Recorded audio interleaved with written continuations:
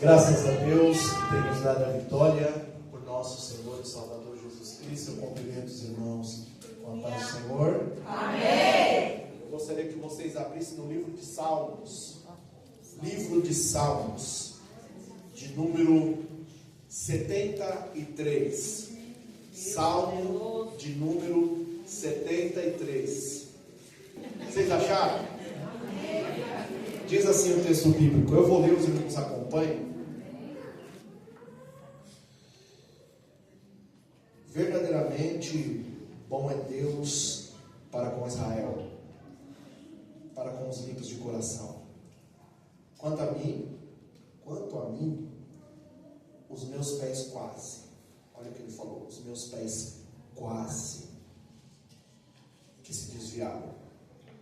Pouco faltou para que escorregasse os meus passos, pois eu tinha inveja dos soberbos, ao ver a prosperidade dos ímpios, porque não há perto na sua morte, mas firme está a sua força. Não se acham em trabalhos como outra gente, nem são afligidos como outros homens. Pelo que a soberba os cerca como um colar, veste-se de violência como de um adorno. Os olhos deles estão inchados de gordura, superabundam as imaginações do seu coração. São corrompidos e tratam maliciosamente de opressão. Falam arrogantemente. Erguem a sua boca contra os céus, e a sua língua percorre a terra. Pelo que o seu povo volta aqui, e as águas do copo se lhe espremem. E dizem: como o sabes, ó Deus? Ou há conhecimento do Altíssimo? Eis que esses são os ímpios, e todavia estão sempre em segurança, e lhes aumentam as riquezas. Na verdade, olha aqui, na verdade, que em vão tenho purificado o meu coração e lavado as minhas mãos na inocência, pois todo dia tenho sido afligido e castigado cada manhã. Se eu dissesse, também falaria assim: eis que ofenderiam a geração dos teus filhos. Mas quando eu pensava em compreender isso, fiquei de sobremodo perturbado, até que entrei no santuário de Deus. Então entendi eu o fim deles. Vamos ler só a parte A do versículo de número 16, ou do versículo de número 17, a parte A, que diz assim: até que entrei no santuário de Deus. Tem alguma versão que vai dizer templo, né? Aí. Então vamos trocar o santuário por templo. Então eu vou dizer o 3, vocês repitam comigo. 1, 2 e 3. Até que entrei no templo de Deus. Mas eu gostaria que você dramatizasse. Você vai dramatizar o texto. Porque por vezes, para você ler a Bíblia, você tem que dramatizar aquilo que você lê. Se você dramatiza o texto, você parece que está vivendo dentro do texto. Então você vai dramatizar. Você vai dizer: até que eu entrei no templo. Vamos lá? Eu vou contar até 2 dessa vez, não será 3, para ir mais rápido. 1, 2. Até que entrei no templo de Deus. Vamos mais uma vez? 1, 2. Até que entrei no templo de Deus. Podemos assentar. Deus é bom.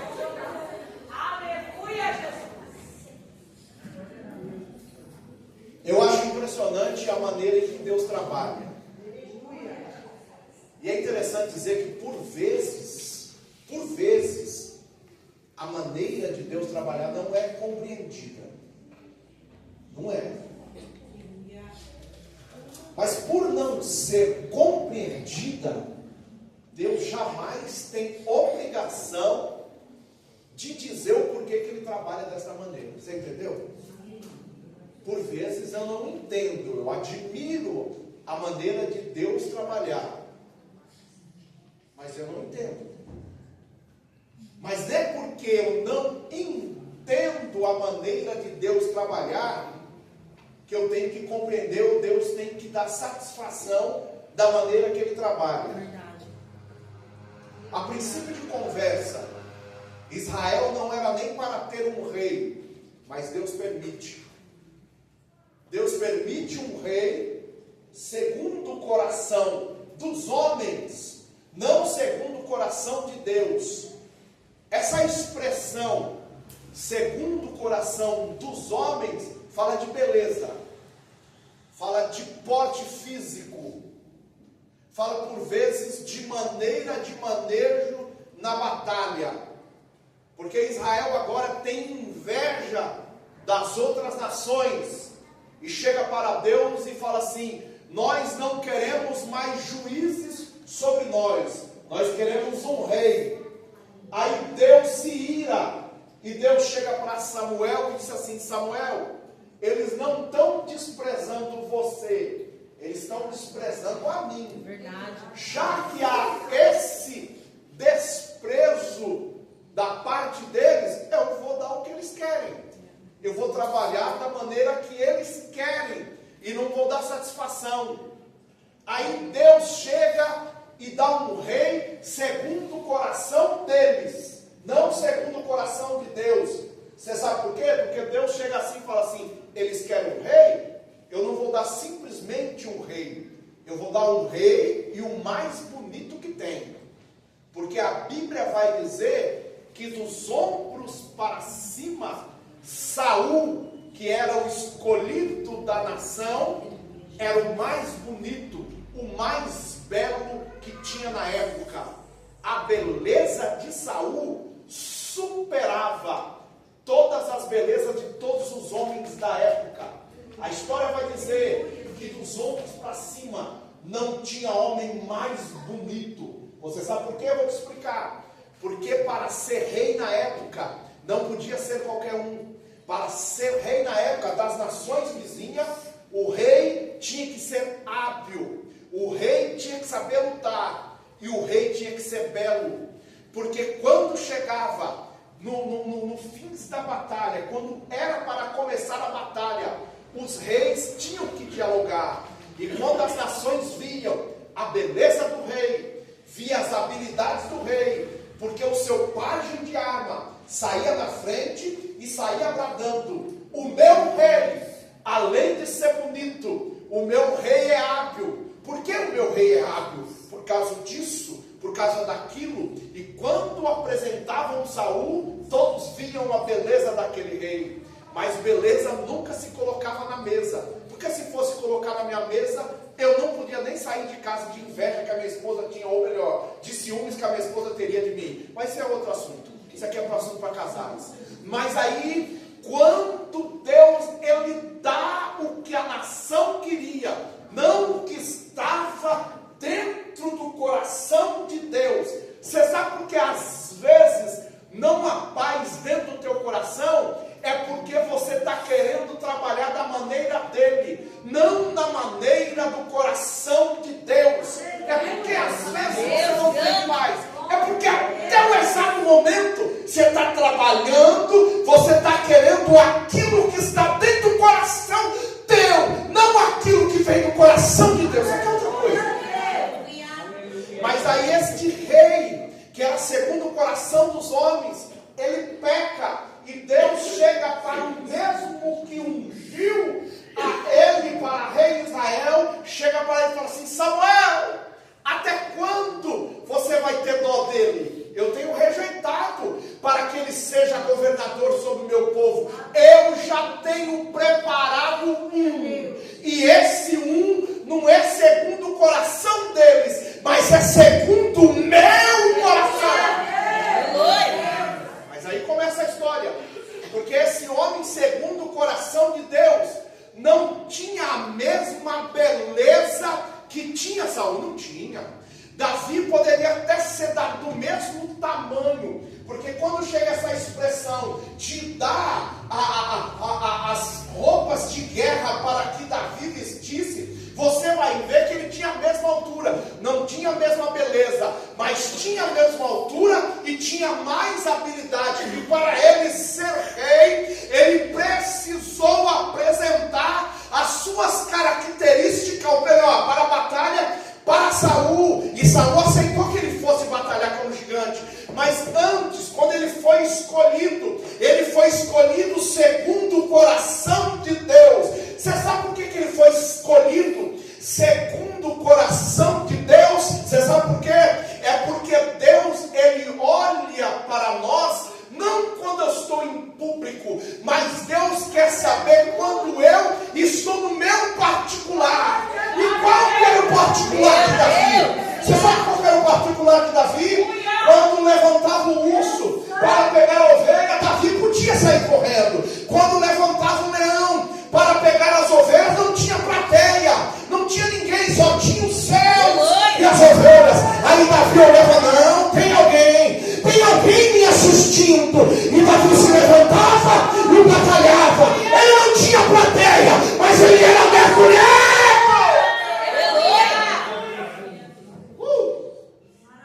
Aí Deus escolhe o homem segundo o coração dele. Ah, Jesus.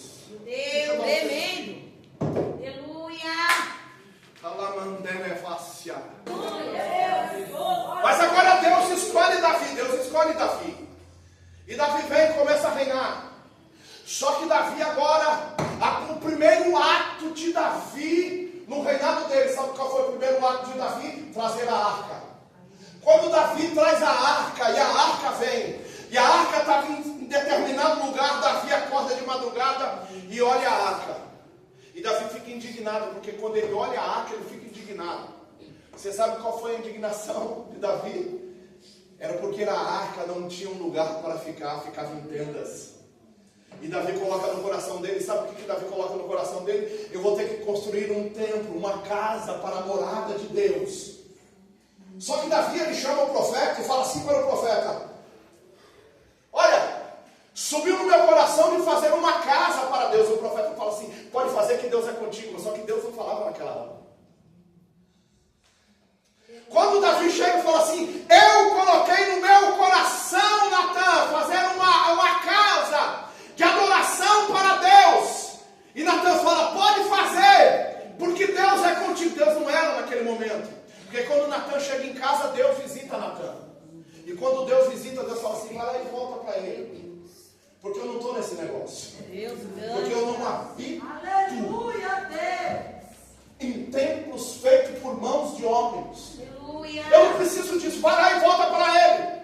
Só que vai lá e fala para ele que ele não vai construir a casa em adoração ao meu nome.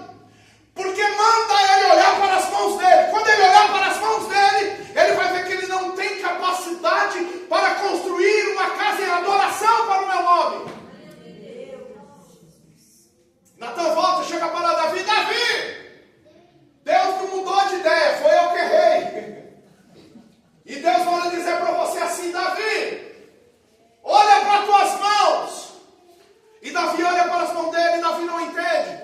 Davi fala assim: a geração, ou melhor, Natan fala: a geração que virá através de ti, ela vai construir uma casa para que o meu nome seja adorado. Mas você não vai construir, Davi, mas a tua geração vai.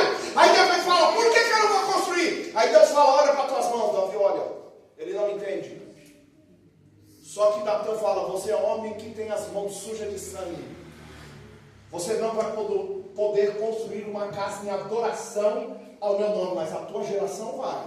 Mas você vai começar a construir. E Davi, ele prepara as coisas para o templo. Mas quem constrói o templo é o filho dele, Salomão. Só que eu acho interessante que na adoração, no tempo de Davi, tinha um adolescente. E esse adolescente, qual é os adolescentes daqui? Ó? Adolescente que gostava de mergulhar na presença de Deus. Aleluia. E esse adolescente, ele era um percussionista na adoração do culto na época de Davi. Ele era um percussionista. Se fosse hoje, ele seria um baterista.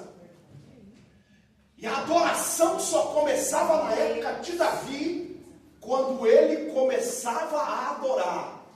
Mas a história extrabíblica vai dizer que este jovem, adolescente, quando ele começava a adorar, Deus se levantava do trono, porque a adoração dele era sincera. E Deus se manifestava através da sua glória. E Davi acha graça desse jovem. Você sabe qual é o nome desse jovem?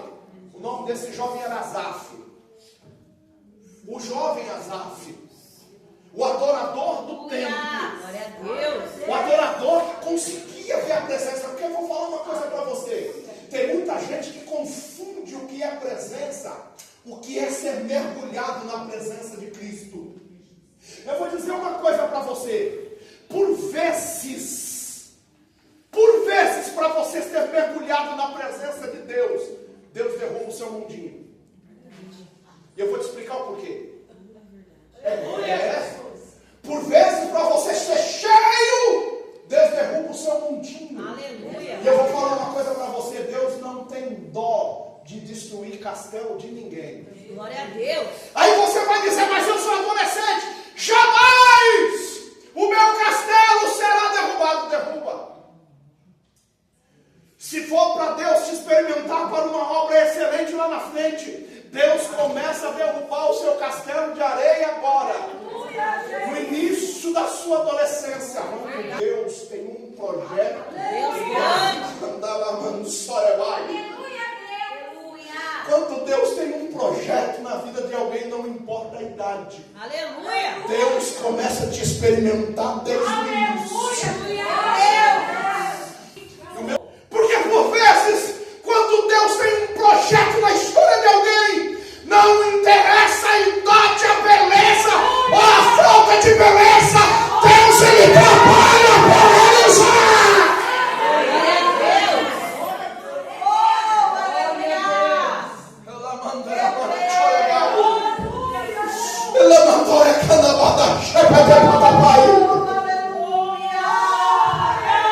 Deixa eu fazer uma pergunta. Quantos pais e adolescentes estão aqui essa noite? Levanta a mão assim. Não, fica de pé, para te ver. Os pais e os adolescentes, fica de pé. Você quer trabalhar com Deus? Se preocupa não, que é Deus trabalhando aqui. Chamai essa, meu pai!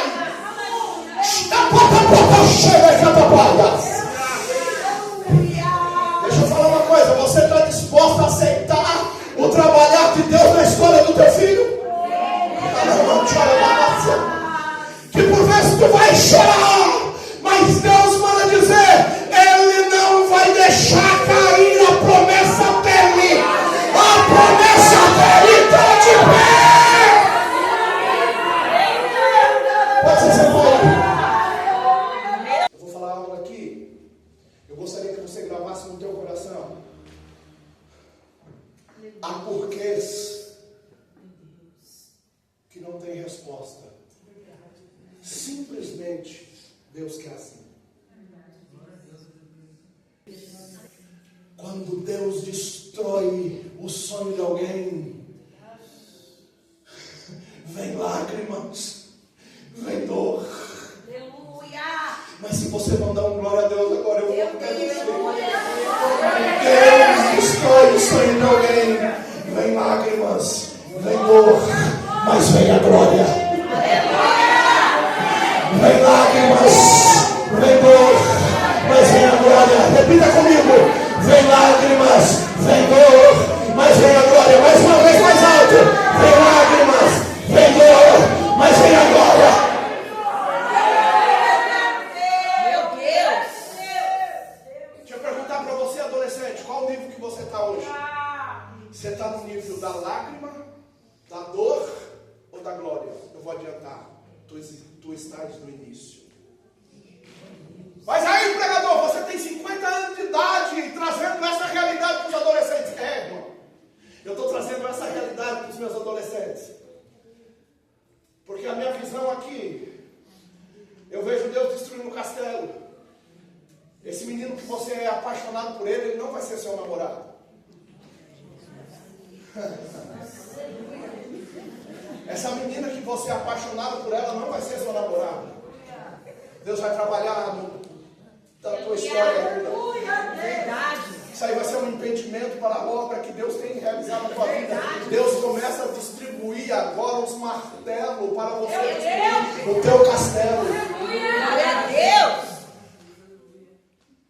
Mas aí entra, porque agora precisa da construção do templo.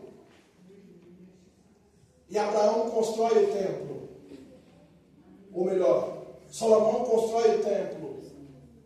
Quando Salomão constrói o templo, depois da construção do templo, depois de uma construção, o que vem depois da construção, principalmente de templo? Vem a inauguração. Só que nesse espaço de tempo, passou mais de 45 anos. E quando Salomão foi inaugurar o templo,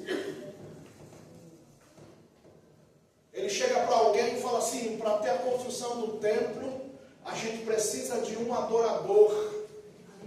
Há algum adorador no reino? Alguém chega para ele e fala assim: eu vivi no tempo do teu pai.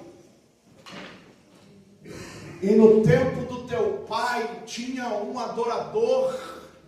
Na época era um jovem. Aleluia. E Salomão pergunta: esse jovem ainda vive? Alguém grita: ele é um levita. E a região que ele mora é de difícil acesso. Mas ele é velho. Mas ele ainda mergulha na presença. Glória a Deus. Alguém chega para ele e fala assim: vai lá e traz esse adorador para que ele venha na inauguração do templo. Porque eu preciso desse adorador na inauguração do templo. E de repente o rei pergunta: qual que é o nome desse adorador? Alguém grita: ele se chama Asaf. Então traga Asaf. Mas quando Asaf chega, Asaf não é mais um adolescente. Asaf agora é um velho. Asaf agora não tinha mais o mesmo vigor. Você sabe por quê? Porque ele foi experimentado através do tempo. Porque deixa eu falar uma coisa para você: se a tua vida com Deus não tiver altos e baixos, se você por vezes numa prova não sair mancando, e por vezes você não deixar o teu filho em frente de uma fonte sem água para ele morrer, se por vezes você sentar numa relva esperando a multiplicação dos pães, a tua vida com Deus não tem graça. Você sabe por que a minha juventude, a minha geração hoje não fica firme na presença de Deus? É porque eles não querem ser experimentados por Deus. Eles não querem ser tocados pelo Mestre. Então eles precocemente desistem, jogam tudo para cima e vai viver uma vida errônea aí fora. Meu Deus. Mas agora Asaf chega experimentado pelo tempo. E ele entra no templo. A história vai dizer que na inauguração do templo, quando ele começa a regência do coral, a história vai dizer que a glória invade o templo. Ele não era mais um adolescente, mas a presença era a mesma. A lágrima veio, mas a presença era a mesma. A dor veio, mas a presença era a mesma. As humilhações do tempo veio, mas a presença era a mesma. A traição veio, mas a presença era a mesma. A falta de desejo acelerado veio, mas a presença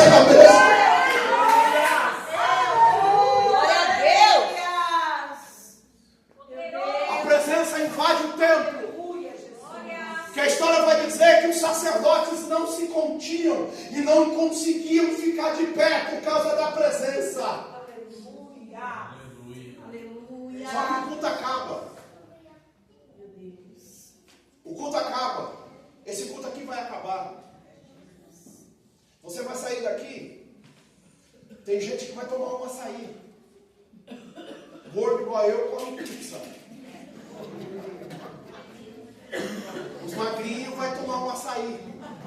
Ou suco de frutas. Porque gordo.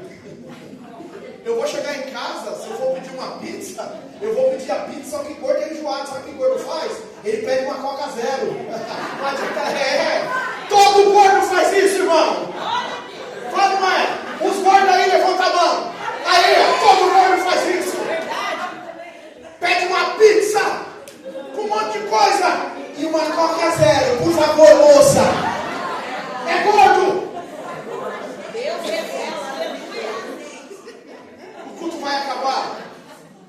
Você vai para casa. O culto está acabando. Você vai chegar em casa. Você vai mandar mensagem pro crush seu. Você não vê a hora, você não está podendo usar aí o celular agora. Mas você vai chegar em casa. O culto acaba. O problema não é o culto acabar.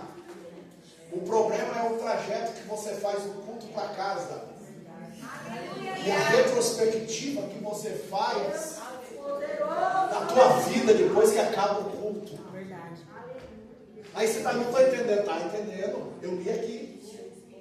Eu li aqui, ó. Esse salmo que eu li, termina o culto, tem a volta para casa e tem a retrospectiva de Asaf. Aleluia, Jesus. Quando acaba a inauguração, ele volta. Sabe o que acontece? Ele passa e ele vê o ímpio, rico, blasfemando de Deus. Só que ele vê o rico com os olhos chega até gordo, de tanta fartura, e blasfemando de Deus. Aí ele fala, ué, eu saí do templo, quando eu vou chegar em casa agora, minha realidade vai ser outra, porque eu lembro que a semana passada, eu estava com falta de pão. Aí de repente ele passa, ele vê o cortejo, está aqui, ó, tem a história aqui, ó. Verdade. Ele vê o cortejo passando. E quando ele vê o cortejo passando, ele vê que de cima das casas, as pessoas tacavam pétalas de rosa. Sabe por quê? Porque os ricos pagavam para que quando o cortejo passasse, jogassem pétalas de rosa para falar que a pessoa era querida. Aí ele faz uma retrospectiva. Meu Deus. Ele fala assim, ué, eu adoro. Eu falo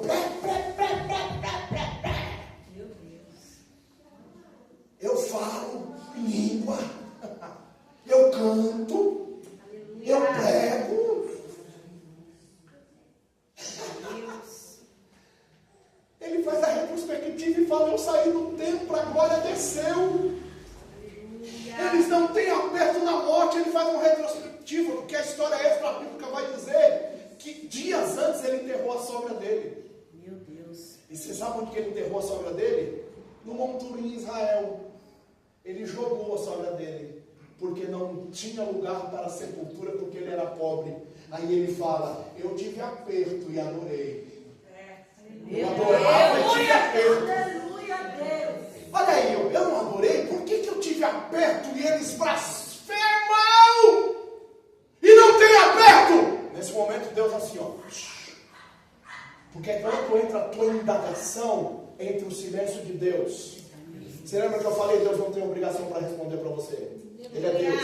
Deus significa soberano, soberania. Quem é soberano não responde nada. A gente tem que aceitar.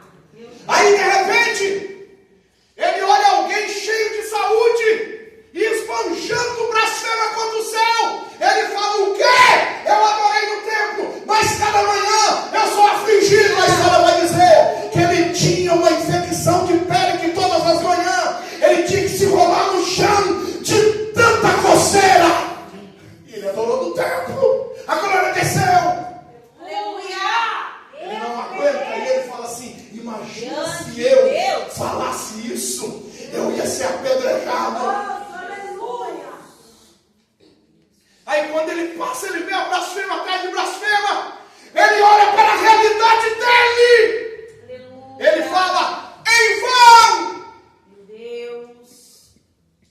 eu tenho purificado o meu caminho.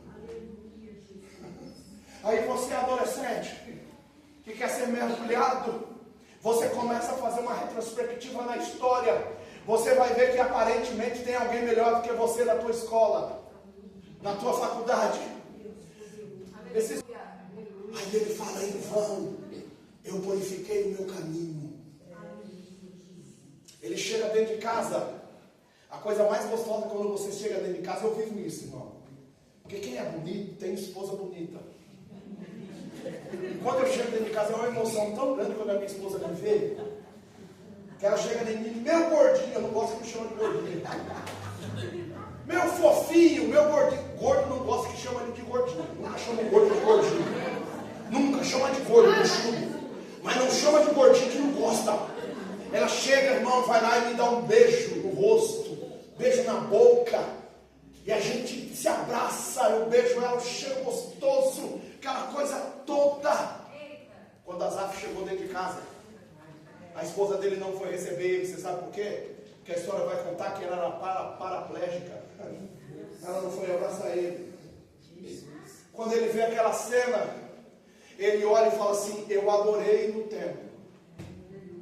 Sabe o que Azaf faz? Azaf pega a carteirinha de membro dele e decide se despedir de Deus. Meu Deus. Mas você sabe onde que Azaf foi se despedir de Deus? No templo. Que doido! Dá vontade de falar igual o Chaves. Que burro! Não sei pra ele. Ele pega a carteirinha de membro e vai se despedir de Deus no templo. Quando ele chega dentro do templo, ele chega dentro do templo e já fala, os meus pés, desse jeito, está quase se desviando. Está faltando um pouquinho assim, ó. Ele está entrando no templo quando ele fala. Meu Deus. Meus pés quase se desviaram. Quando ele fala isso, ele pisa dentro do templo. Quando ele pisa dentro do templo, quem está esperando Azaf no templo? A presença. Aleluia. Fica de pé comigo aí. O outro dia eu oro pelo batismo com o Espírito Santo. Hoje não. Hoje eu só vou dar uma colherzinha aqui. Outro dia eu prego, eu batizo, vai batizar. Hoje não. Quando ele pisa dentro do templo, a presença, onde que ele mergulhou, estava no templo. Aleluia. Aleluia. Aí Deus fala assim para ele, vem Azaf. Mas Deus, eu não aguento mais. Eu sou um adorador, eu quase que me desviei, porque eu não compreendi o chamado. Aí Deus fala, não interessa, vem Azaf. Glória a Deus. Mas Deus, olha a situação dentro da minha casa. Olha o meu sentimento, olha o sentimento incompreendido que está dentro do meu coração. Aí Deus fala, não importa, vem Azaf. Verdade, Deus. Mas Deus, até quando não importa, até quando? Porque há porquês que nunca vai ter resposta. Vem Azaf! Glória a Deus. Aleluia. Deixa eu falar uma coisa para ti. Tudo que ele maquinou na cabeça, a presença trouxe ele de volta. Glória a Deus.